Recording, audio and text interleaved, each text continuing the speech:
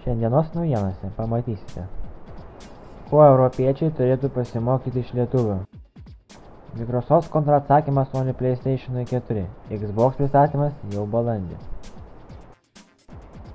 Akiniai, kurie gerina ne tik regėjimą. Taigi pradėkime.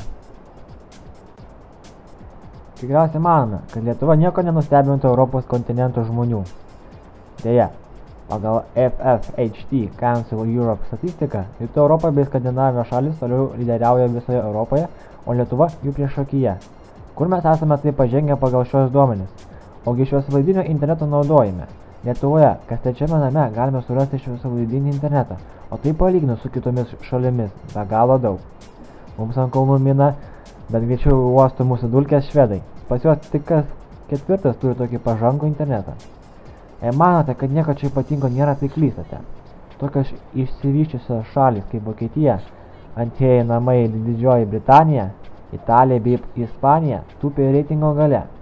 Pas juos tik mažiau negu 1% žmonių turi įsivedę šviesolaidį, o tai reiškia tik vos kas 100 žmogus turi tokį sporto internetą kaip mūsiškis. Taigi, turime ko didžiuotis ir ne viskas pas mus taip jau blogai. Sekančios naujienos.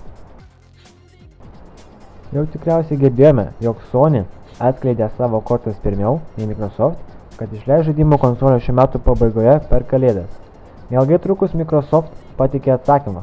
Jų naujos kartos Xbox pristatymas turėtų įvykti neužilgo, balandžio pradžioje, po gero mėnesio, bent jau taip skelbė Computer and Videogames.com šaltinis.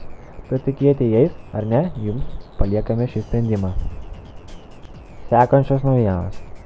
Vis tobulėjant pasaulyje dauguma dalykų pradingsta, paprasčiausiai kiti įrenginiai pasisavino jų galimybės.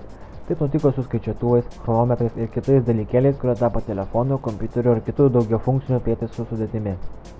Dabar ką tapo akiniai. Pagal Google visi akiniai turėtų alsuoti ne tik mažus žiūronus, bet ir kamerą, fotoaparatą, oro prognozę ar kelio nuorodas. Bent jau taip rodo naujas išleistas videoklipas Google'ės paskyroje YouTube'e. Ir galite peržiūrėti paspausdami ant šio klipo.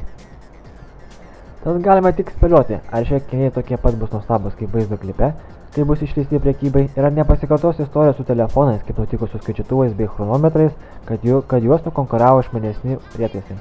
Juk kam reikalingas daiktas užimantis vietą, kai viską galime rasti Google'ės Glass akiniuose. Ir ar jis nebus žalingas mūsų sveikatai. Šiandien viskas, žiūrėkite mus kitą kartą.